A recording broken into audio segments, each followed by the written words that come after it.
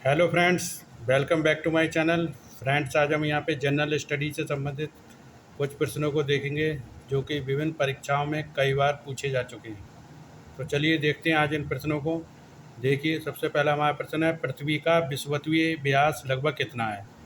तो पूछा है पृथ्वी का विषुवतीय व्यास लगभग नियर अबाउट कितना है।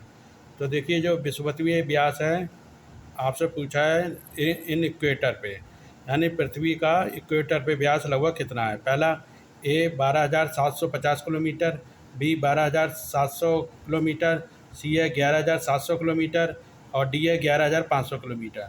तो देखिए, पृथ्वी का विषुवतीय व्यास जो लगभग है वो 12,750 किलोमीटर है इक्वेटर पे। कितना है पृथ्वी का विषुवतीय व्यास इक्वेटर पे? 12,750 किलोमीटर। तो ये ऑप्शन यहाँ पे हमारा बिल्कुल करेक्ट हो जाता है। ये option is the right answer, 12,750 kilometre.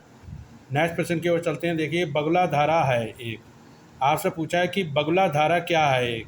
पहला, ठंडी महासागरीय धारा, दूसरा गर्म महासागरीय धारा, तीसरा तीव्र गर्म महासागरीय धारा, या चौथा उपरोक्त में से कोई नहीं। तो देखिए, बगुला धारा जो है हमारी एक ठंडी महासागरीय धारा है। कौन सी धारा है? ठंडी, कोल्ड महासागरीय धारा। तो बगला धारा क्या है? ठंडी महासागरीय धारा। ए ऑप्शन यहाँ पे बिल्कुल करेक्ट हो जाता है, ठंडी महासागरीय धारा। ठीक है, नेक्स्ट क्वेश्चन की ओर देखते हैं। देखिए, टेलीग्राफिक पठार निम्न में से कहाँ पाए जाते हैं। जो टेलीग्राफिक पठार होते हैं वो प्लेटू, टेलीग्राफिक प्लेटू निम्न में से कहाँ पाए जाते हैं। पहला, दक्षिणी प्रशांत महासागर में, या दक्षिणी हिंद महासागर में, या उत्तरी अटलांटिक महासागर में, या उत्तरी प्रशांत महासागर में। तो देखिए, आपको बताना है। देखिए, टेलीग्राफिक पठार जो है हमारे, वो सबसे पहले उत्तरी अटलांटिक महासागर में पाए जाते हैं। कहाँ पाए जाते हैं टेलीग्राफिक पठार? उत्तरी अटलांटिक महासागर में। तो सी ऑप्शन जो है यहाँ पे बिल्कुल करेक्ट हो जाता है। C option is the right answer. तो टेलीग्राफिक प्लेटू पाए जाते हैं उत्तरी अटलांटिक महासागर। C option is the right answer. Next प्रश्न की ओर चलते हैं। देखिए, बांदीपुर नेशनल पार्क भारत के किस राज्य में है। आज से पूछा है कि बांदीपुर नेशनल पार्क भारत के किस राज्य में है। पहला, आंध्र प्रदेश, दूसरा कर्नाटका, तीसरा तमिलनाडु और चौथा केरल। तो देखिए, बांदीपुर नेशनल पार्क जो है वो हमारा टाइगर रिजर्व क्षेत्र भी है। कौन सा क्षेत्र है? टाइगर रिजर्व क्षेत्र है और काफ़ी बड़ा नेशनल पार्क है। तो बांदीपुर नेशनल पार्क भारत के किस राज्य में है? कर्नाटक राज्य में। तो बी ऑप्शन जो है यहाँ पे बिल्कुल सही हो जाता है कि बांदीपुर नेशनल पार्क भारत के किस राज्य में है? कर्नाटक राज्य में। B option, Karnataka is the right answer. Next question की ओर चलते हैं। देखिए, आपसे पूछा गया है कि सिएलार्डिनाइटिस क्या है। सिएलार्डिनाइटिस संक्रमण किस प्रकार का संक्रमण है? कहाँ पे पाया जाने वाला संक्रमण है सिएलार्डिनाइटिस? सिएलार्डिनाइटिस संक्रमण, पहला गम्स का संक्रमण, दूसरा जीभ टंग का संक्रमण, तीसरा है सैलिवरी ग्लैंड का संक्रमण और चौथा है जबड़ा जा का संक्रमण। तो सिएलार्डिनाइटिस संक्रमण कहाँ का है? सैलिवरी ग्लैंड का संक्रमण है। यानी सैलिवरी ग्लैंड में कई प्रकार की एक छोटी छोटी स्टोन बन जाती हैं जिसे सिएलार्डिनाइटिस बोलते हैं। क्या बोलते हैं? सिएलार्डिनाइटिस संक्रमण।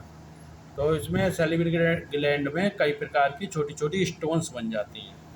तो इस संक्रमण को ही सिएलार्डिनाइटिस संक्रमण बोलते हैं। तो ये संक्रमण कहाँ का है? सैलिवरी ग्लैंड का। C option is the right answer.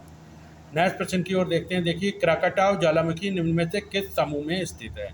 आपको बताना है कि क्राकाटाओ ज्वालामुखी निम्न में से किस द्वीप समूह में स्थित है। कौन सा द्वीप समूह में क्राकाटाओ ज्वालामुखी पाया जाता है? पहला, इंडोनेशिया द्वीप समूह में, दूसरा पपुआ न्यू गिनी द्वीप समूह में, तीसरा पश्चिमी द्वीप समूह में, या स्प्रेटली द्वीप समूह में।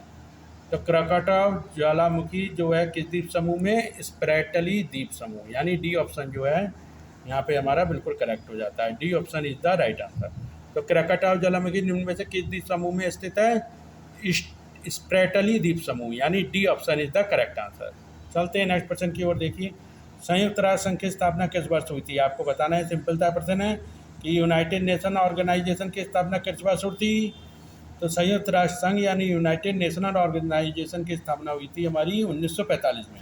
तो यहाँ पर देखिए 1945 किस ऑप्शन में? सी ऑप्शन में। C option 1945 is the correct answer. C option 1945 is the right answer. बाकी तीन ऑप्शन है, ए 1942, बी है 1943, सी है 1945 और डी है 1946। तो इसमें सी ऑप्शन जो है 1945 इज द राइट आंसर। तो संयुक्त राष्ट्र संघ की स्थापना किस वर्ष हुई थी? 1945 में। और क्यों की गई थी? तो संयुक्त राष्ट्र संघ की स्थापना की गई थी अंतर्राष्ट्रीय स्तर में शांति और सद्भाव के लिए। किसके लिए की गई थी? संयुक्त राष्ट्र संघ की स्थापना अंतर्राष्ट्रीय इंटरनेशनल लेवल पे शांति सभी देशों के प्रति और सद्भावना। ठीक है।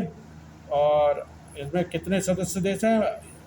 193 सदस्य देश थे। कितने सदस्य देश थे इसमें संयुक्त राष्ट्र संघ में? 193 सदस्य देश हैं। ठीक है। भारत में राष्ट्रीय विज्ञान दिवस कब मनाया जाता है? आपको बताना है कि भारत में राष्ट्रीय विज्ञान दिवस मनाया जाता है। पहला है 13 जनवरी, बी 28 फरवरी, 13 सी 31 मार्च और डी है 5 दिसंबर। तो भारत में राष्ट्रीय विज्ञान दिवस मनाया जाता है 28 फरवरी को। कब मनाया जाता है भारत में राष्ट्रीय विज्ञान दिवस? 28 फरवरी को। और किन की याद में मनाया जाता है? सर सीवी रमन की। किन की याद में मनाया जाता है? सर सीवी रमन की। और किस प्रभाव में मनाया जाता है? रमन इफेक्ट के प्रभाव में। तो सीवी रमन ने रमन इफेक्ट के बारे में बताया था, तो इसलिए तब से राष्ट्रीय विज्ञान दिवस मनाया जाता है 28 फरवरी को। रमन इफेक्ट के लिए 28 फरवरी को सीवी रमन की यादगार में मनाया जाता है राष्ट्रीय विज्ञान दिवस 28 फरवरी। ठीक है। तो बी ऑप्शन यहाँ पे बिल्कुल करेक्ट हो जाता है। तो फ्रेंड, आप लोग हमारे चैनल को ज़्यादा से ज़्यादा लाइक करें, सब्सक्राइब करें, अपने फ्रेंड और मित्रों में से ज़्यादा शेयर करें, जिससे नेक्स्ट वीडियो का मोटिवेशन हमें मिल सके और हम आपके लिए ऐसे ही नेक्स्ट वीडियो ला सके। तो फ्रेंड, मिलते हैं अपने नेक्स्ट वीडियो में। तब तक के लिए धन्यवाद।